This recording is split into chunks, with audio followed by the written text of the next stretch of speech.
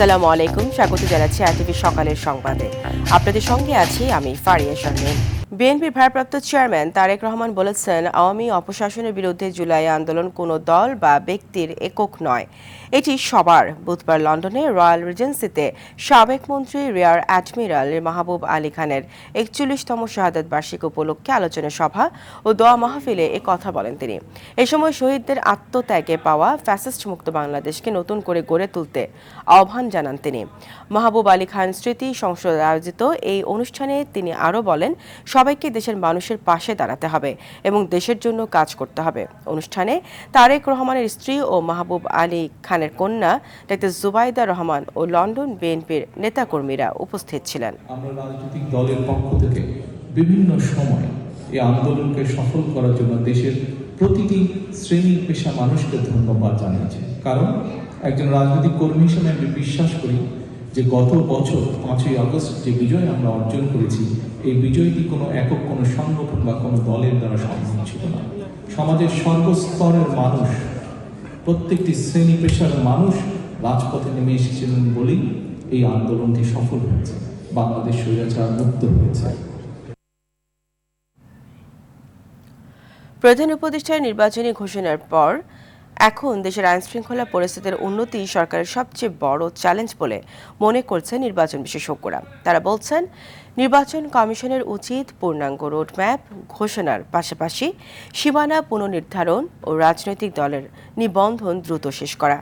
দলগুলোর সহিংস আচরণ না করলে ভোটের পরিবেশ বিঘ্ন হতে পারে বলেও আশঙ্কা বিশেষজ্ঞদের, জানাচ্ছেন আতিকার রহমান।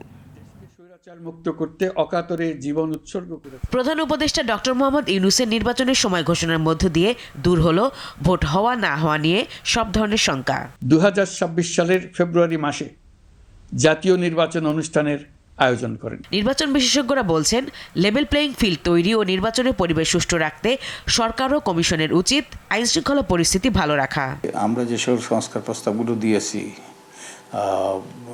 বিশেষত যে গণপ্রতিনিধিত্ব আদেশের যে আরপিওর সংস্কার, সেগুলো তারা চূড়ান্ত করতে হবে এবং এগুলির ব্যাপারে অধ্যাদেশ যেন জারি হয় সেটা নিশ্চিত করতে হবে।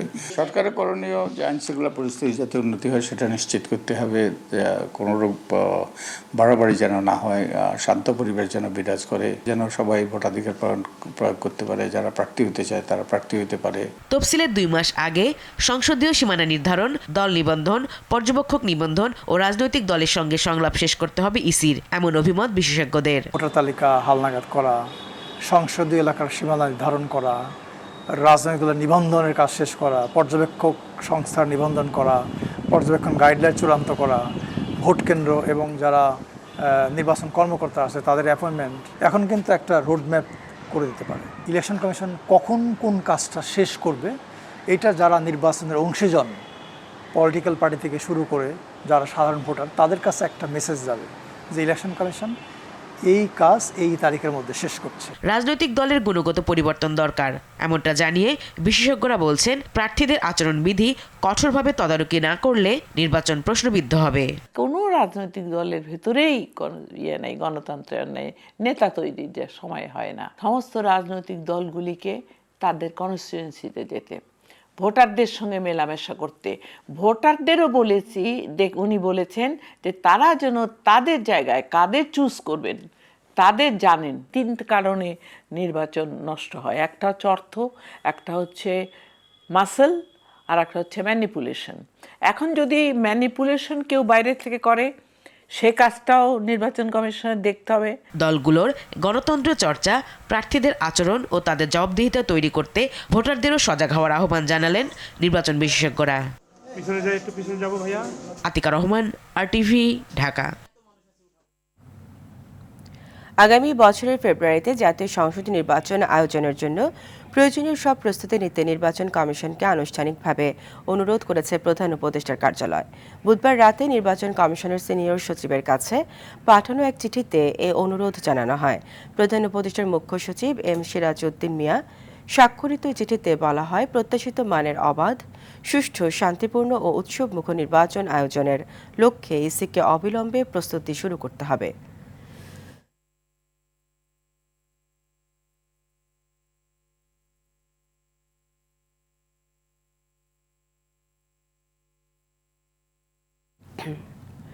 নির্বাচনে প্রধান উপদেষ্টার সুস্পষ্ট নির্দেশনাকে ইতিবাচক হিসেবে দেখলেও ভোটের তারিখ ঘোষিত না হওয়াটা দুঃখজনক বলে মন্তব্য করেছেন রাজনীতি বিশ্লেষকরা। তারা বলছেন, প্রবাসীদের ভোটাধিকার প্রশ্নে প্রধান উপদেষ্টার ভূমিকা ইতিবাচক হলেও আগামী নির্বাচনে এর পূর্ণ বাস্তবায়ন নিয়ে সংশয় রয়েছে। নির্বাচনে লেভেল প্লেইং ফিল্ড বজায় রাখতে সরকারের পাশাপাশি রাজনৈতিক দলগুলোকেও ভূমিকা রাখতে হবে বলে মত তাদের, জানাচ্ছেন খান আলমিন। রমজানের আগে ফেব্রুয়ারি মাসে জাতীয় নির্বাচন অনুষ্ঠানের জন্য প্রধান নির্বাচন কমিশনারকে চিঠি দেবেন প্রধান উপদেষ্টা। জাতির উদ্দেশ্যে দেয়া গণ অভ্যুত্থান দিবসের ভাষণে প্রধান উপদেষ্টার নির্বাচন নিয়ে এমন পরিকল্পনা রাজনৈতিক অঙ্গনে ইতিবাচক সাড়া ফেলেছে। দায়িত্ব হস্তান্তরের প্রক্রিয়া শুরু করব। এই সুস্পষ্ট নির্দেশনাকে ইতিবাচক হিসেবে দেখছেন রাজনৈতিক বিশ্লেষকরা। উনি বলছেন যে ভাষণের পর থেকে নির্বাচনী কার্যক্রম শুরু হবে, তো এটা আমাকে আশ্বস্ত করেছে, বা আমি মনে করি নাগরিকদের কিছুটা আশ্বস্ত করবে এবং উদ্দীপনা তৈরি করবে। কিন্তু সবচেয়ে বেশি ভালো হতো যদি 5ই আগস্টের কেন্দ্র করে নির্বাচনের তারিখ ঘোষণা করা হতো। প্রধান উপদেষ্টা এই ফেব্রুয়ারিতে নির্বাচন করার ঘোষণা দেওয়ার আগে প্রধান রাজনৈতিক দলগুলোর সাথে আলোচনা করে এবং মতামত নিয়েই এই তারিখটা ঘোষণা করেছেন। তো আমরা আশা করছি যে আমরা উৎসবমুখর পরিবেশে ফেব্রুয়ারিতে একটা জাতীয় নির্বাচন অনুষ্ঠিত হবে। প্রবাসীদের ভোটাধিকার নিশ্চিত করার কথা বলেছেন প্রধান উপদেষ্টা। এ বিষয়ে নির্বাচন কমিশনের প্রস্তুতির কথা উঠে এসেছে তার ভাষণে। তবে আগামী নির্বাচনে পুরোপুরি এটি বাস্তবায়ন সম্ভব কি না সে বিষয়ে সংশয়ে বিশ্লেষকরা। ভোটাধিকার ছাড়া তো নাগরিকের উপর পরিচয় নাই, সে প্রবাসী হোক আর দেশে থাকুক, যে কোনো অবস্থাতেই যে কোনো প্রক্রিয়ায় আপনি ভোট দেওয়ার ব্যবস্থা করেন। কারা কারা ভোট দিবেন, কারা ভোটার আছেন বা না থাকলে কি হবে, এগুলো সব কিছু সুরাহা করা এই সময়ের মধ্যে একটু কঠিন হয়। পছন্দের প্রার্থীকে যেন সবাই ভোট দিতে পারে, প্রধান উপদেষ্টার এমন আহ্বান নিশ্চিতে রাজনৈতিক দলগুলোকে এগিয়ে আসতে হবে বলে মনে করেন বিশ্লেষকরা। রাজনৈতিক দলগুলো যদি নিজেদের মধ্যে গণতান্ত্রিক ব্যবস্থা না নিয়ে আসে এবং তারা যদি গণতন্ত্রকে প্রায়োরিটি দিয়ে ক্যাম্পেইন না করে এবং নিজেদের মধ্যে অন্তর্দ্বন্দ্বগুলোকে না কমায় এবং গণতান্ত্রিক ব্যবস্থার চর্চা না করে, তাহলে তো যত আইনি কাঠামোই করেন না কেন শেষ পর্যন্ত সেটা তো বাস্তবায়ন হবে না। প্রার্থীদেরকে সহযোগিতা করতে হবে, রাজনৈতিক দলগুলোকে সহযোগিতা করতে হবে এবং রাজনৈতিক দলগুলোকে আগের যে মানসিকতা, যে টাকা দিয়ে প্রভাব খাটিয়ে নিজের পক্ষে ভোট টানের যে ভোট নেওয়ার যে মানসিকতা, সেই মানসিকতা থেকে বেরিয়ে আসতে হবে। টেকসই নির্বাচনী ব্যবস্থা গড়ে তুলতে সরকারের পাশাপাশি রাজনৈতিক দলগুলোর অভ্যন্তরীণ সংস্কারে গুরুত্ব আরোপ করেছেন বিশ্লেষকরা। খান আলামিন, RTV, ঢাকা। রাজধানীর মোহাম্মদপুরে সেনাবাহিনীর অভিযানে ককটেল ও বিপুল পরিমাণ দেশীয় অস্ত্রসহ 4 জনকে গ্রেপ্তার করা হয়েছে। ভোররাতে চালানো এই অভিযানে চিহ্নিত কিশোর গ্যাংয়ের নেতা নয়ন ও তার 3 সহযোগীকে গ্রেপ্তার করে সেনাবাহিনী। তাদের কাছে ককটেল, বোমা ও বিভিন্ন দেশীয় অস্ত্র পাওয়া যায়। কয়েকদিন আগে মোহাম্মদপুরের চাঁদ উদ্যানে কয়েকজনের দেশীয় অস্ত্র নিয়ে মহড়া ও চাঁদা না দেয় এক ব্যক্তিকে কোপানোর ভিডিও সামাজিক মাধ্যমে ছড়িয়ে পড়ার পর তাদের ধরতে অভিযানে নামে সেনাবাহিনীর 46 স্বতন্ত্র পদাতিক ব্রিগেডিয়ার সদস্যরা। প্রাথমিক জিজ্ঞাসাবাদে তারা এলাকায় প্রভাব বিস্তার ভয় দেখিয়ে চাঁদাবাজি এবং সন্ত্রাসী কার্যক্রমের কথা স্বীকার করেছে। পরে সকালে আসামিদের মোহাম্মদপুর থানায় হস্তান্তর করা হয়।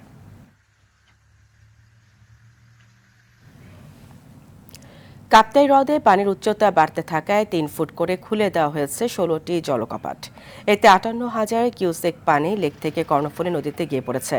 কাপ্তাই বিদ্যুৎ কেন্দ্রের ব্যবস্থাপক প্রকৌশলী মাহমুদ হাসান জানান, লেকে পানির উচ্চতা বিপদসীমার নিচে রাখতে ব্যবস্থা নেওয়া হচ্ছে। পানি বাড়ার ফলে জেলা, শহর ও কয়েকটি উপজেলায় নিম্নাঞ্চল প্লাবিত হয়েছে। এদিকে লালমনিরহাটে তিস্তা নদীর পানি নেমে গিয়ে বিপদসীমার 20 সেন্টিমিটার নিচ দিয়ে প্রবাহিত হচ্ছে। তবে বন্যা পরিস্থিতি এখনও অপরিবর্তিত রয়েছে।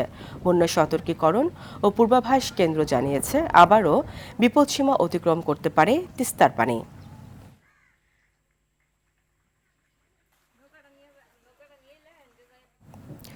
টানা বৃষ্টিতে নোয়াখালীর সেনবাগে তলিয়ে গেছে অন্তত 22 হেক্টর জমির বীজতলা।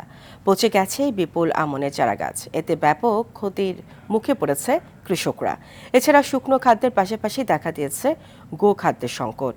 ভেসে গেছে পুকুরের মাছও। রাস্তাঘাট ক্ষতিগ্রস্ত হওয়ায় ব্যাহত হচ্ছে যোগাযোগ ব্যবস্থা। নোয়াখালীর সেনবাগ প্রতিনিধি জাহাঙ্গীর পাটোয়ারির পাঠানো তথ্যচিত্র আরও জানাচ্ছেন সাকিব আল হাসান।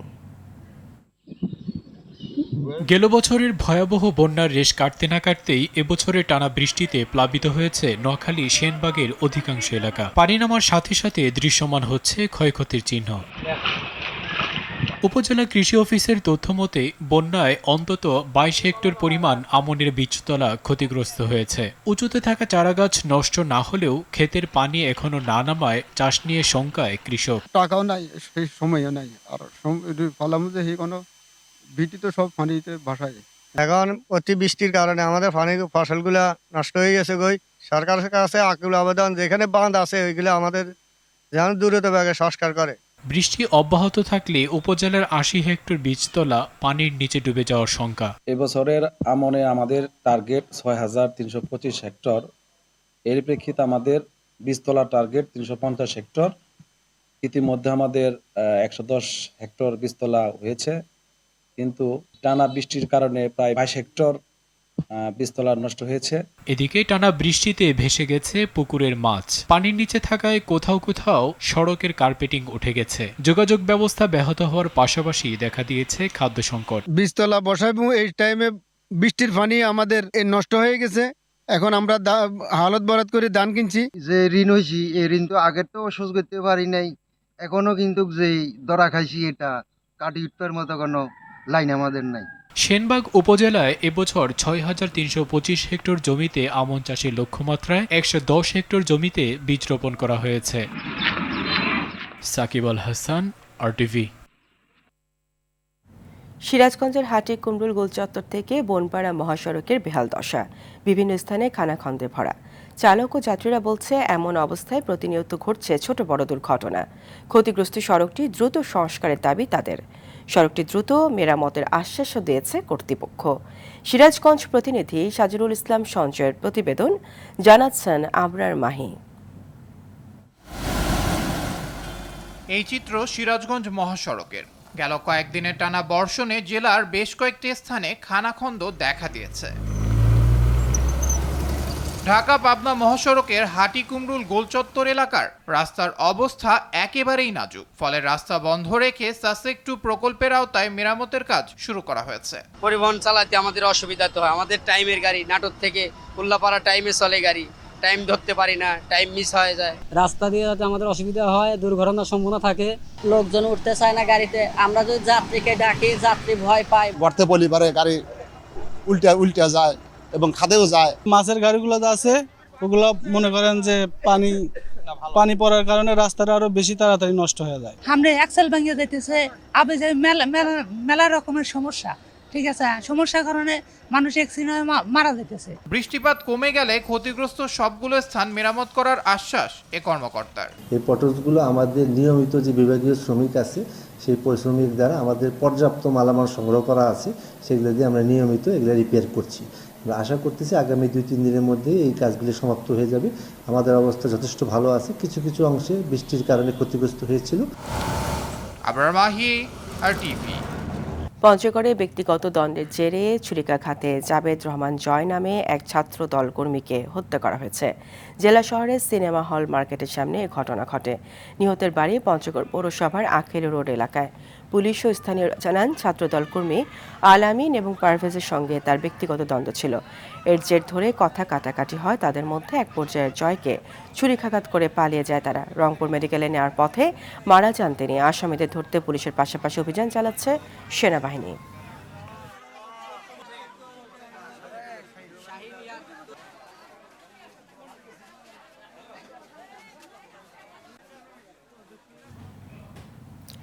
ভারী বৃষ্টিতে চট্টগ্রাম নগরীর বেশ কিছু এলাকায় জলাবদ্ধতা তৈরি হচ্ছে। পানি জমার কারণে স্থানীয় বাসিন্দা সহ কর্মস্থলের উদ্দেশ্যে বের হওয়া মানুষ তীব্র ভোগান্তিতে পড়ছেন।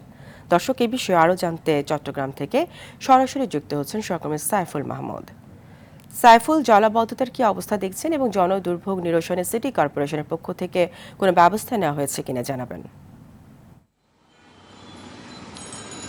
জি ফারিয়া, আসলে যেমনটি বলেছেন, চট্টগ্রামে কিন্তু ভোর রাত থেকেই ভারী বৃষ্টিপাত হয়েছে। এরপরেই সকাল থেকে গুড়ি গুড়ি বৃষ্টিপাত হচ্ছে, যার কারণে চট্টগ্রামের বেশ কিছু নিম্নাঞ্চল কিন্তু আসলে পানিতে তলিয়ে গেছে। আমরা আপনাদেরকে আসলে এই মুহূর্তে দেখানোর চেষ্টা করছি আগ্রাবাদ এলাকাটি। এখানে কিন্তু একটু বৃষ্টি হলেই কিন্তু তলিয়ে যায় এবং এখানকার যারা বাসিন্দা আছে তারা কিন্তু যথেষ্ট দুর্ভোগে পড়েন। যেহেতু এটি আসলে একটি বাণিজ্যিক এলাকা, সেখানে কিন্তু সব অফিস আদালত এবং একই সাথে একটি সরকারি কলেজ রয়েছে, একই সাথে বেশ কিছু স্কুল শিক্ষা প্রতিষ্ঠান রয়েছে, যার কারণে যারাই কিন্তু আসলে এই রাস্তাটি ব্যবহার করেন তারা কিন্তু প্রত্যেকে কিন্তু আসলে জনদুর্ভোগে পড়েছেন। বিশেষ করে সকালবেলার গুড়ি যে বৃষ্টিপাত হয়েছে সেখানে কিন্তু ইন্টার পরীক্ষার্থী যারা ছিল তারা কিন্তু আসলে বেশ কষ্ট করতে হয়েছে এবং অনেক পরীক্ষার্থীকে আমরা দেখেছি আসলে হাঁটু পানিতে ভিজে ভিজে তাদেরকে পরীক্ষা কেন্দ্রে যাওয়ার জন্য। তবে সিটি কর্পোরেশনের পক্ষ থেকে তারা কিন্তু বারবার বলছেন তারা পরিষ্কার পরিচ্ছন্ন নালাগুলো পরিষ্কার পরিচ্ছন্নতার অভিযান চালাচ্ছে, এরপরও কিন্তু আসলে কোনো সুফল পাচ্ছে না। চট্টগ্রামে 10,000 কোটি টাকার যে জলাবদ্ধতা প্রকল্প সেখানের কাজ মাত্র শেষ হয়েছে 75%, বাকি কাজ শেষ হলে হয়তো চট্টগ্রামবাসী এটা থেকে মুক্তি পাবে বলে সিটি কর্পোরেশন এবং সিডিএ উন্নয়ন কর্তৃপক্ষ তারা জানাচ্ছেন। তবে এলাকাবাসীর অভিযোগ হচ্ছে যে আসলে যেই নালাগুলো রয়েছে, যেই নালাগুলো দিয়ে আসলে পানি প্রবাহিত হয় সেই নালাগুলো কিন্তু পরিষ্কার করা হয় না বছরের পর বছর, যার কারণে কিন্তু আসলে পানি ঠিকমতো প্রবাহিত হতে পারে না। আর পানি প্রবাহিত হতে না পারার কারণে কিন্তু জলাবদ্ধতা সৃষ্টি হচ্ছে। চট্টগ্রামে গত 3 বছরে 30 বারের মতো চট্টগ্রাম নগরী ডুবেছে। এই জলাবদ্ধতার কারণে সবচেয়ে বড় দুর্ভোগে পড়েন কিন্তু পথচারী। বিশেষ করে যে নালাগুলো আছে সেই নালাগুলো এবং রাস্তা কিন্তু পানিতে একাকার হয়ে যায়, কোনটা নালা আর কোনটা রাস্তা বুঝে দেয় না, যার কারণে অনেকেই কিন্তু আসলে নালাতে পড়ে গেছে। এরকম অনেক রেকর্ড আছে। গত পরশুদিনও এক মহিলা আসলে হাঁটার সময় নালাতে পড়ে গেছিলেন, তিনি বুঝতে পারেনি কোনটা নালা এবং কোনটা আসলে রাস্তা, পানি দিয়ে হাঁটার সময় তিনি পড়ে গেছিলেন। তবে সিটি কর্পোরেশন এবং সিডিএ তারা কিন্তু উভয়ে দাবি করছেন তারা কাজ করছেন। তবে এলাকাবাসীর অভিযোগ হচ্ছে যে 10,000 কোটি টাকার প্রকল্পের কাজ হলো তারা কবে নাগাদ আসলে সুফল পাবেন এটা কিন্তু বলতে পারতেছে না দুনো সংস্থায়। তবে জনগণ দ্রুত আশা করেন এই সমস্যা থেকে তারা সহজেই বের হতে পারবেন। এই ছিল আমার কাছে জলাবদ্ধতা নিয়ে সর্বশেষ তথ্য। আপনাকে ধন্যবাদ। টপ অ্যান্ড টি20 টুর্নামেন্ট খেলতে আজ প্রথম ধাপে অস্ট্রেলিয়া যাবে বাংলাদেশ এ দল। রাত 12টায় হযরত শাহজালাল আন্তর্জাতিক বিমানবন্দর থেকে দেশ ছাড়বে টাইগার যুবারা। আর দ্বিতীয় ধাপ যাবে আগামীকাল শুক্রবার। অস্ট্রেলিয়ার ডারউইনে বিভিন্ন দেশের 11টি দল নিয়ে অনুষ্ঠিত হবে টুর্নামেন্টটি, যেখানে বাংলাদেশের প্রতিপক্ষ Pakistan, Shaheens, Nepal, Perth Scorchers, Northern Territory, ট্রাইস্ট্রাইকার, মেলবোর্ন স্টার্স ও অ্যাডিলেড স্ট্রাইকার্স। সফরের টি20 টুর্নামেন্টের পাশাপাশি একটি 4 দিনের ম্যাচও খেলবে দলটি। আগামী 28 আগস্ট দক্ষিণ অস্ট্রেলিয়ার বিপক্ষে হবে এই ম্যাচ। ভয়কে জয় করেই লাওসের বিপক্ষে জয় পেয়েছে বাংলাদেশ। অনূর্ধ্ব-20 নারী এশিয়ান কাপ বাছাই পর্বে শুভ সূচনার পর এমনটাই জানান জোড়া গোল করা মোসাম্মদ সাগরিকা। তিনি জানান র্যাঙ্কিংয়ে বাংলাদেশের চেয়ে 21 ধাপ এগিয়ে থাকার পাশাপাশি দলটির বিপক্ষে খেলার পূর্ব অভিজ্ঞতা না থাকায় বাড়তি চাপ অনুভব করছিলেন তারা। তবে ম্যাচ শুরুর পরই বদলে যায় চিত্র। এদিন ম্যাচে 2টি গোল পেয়ে উচ্ছ্বসিত সাগরিকা।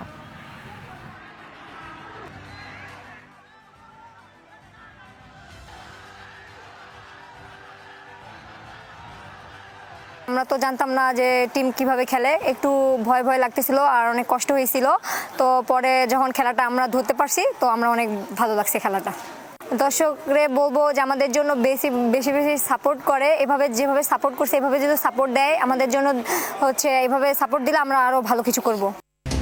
সকালের সংবাদ এই পর্যন্তই। মধ্যাহ্নের সংবাদ দুপুর 12টায় দেখার আমন্ত্রণ রইল। ধন্যবাদ সবাইকে।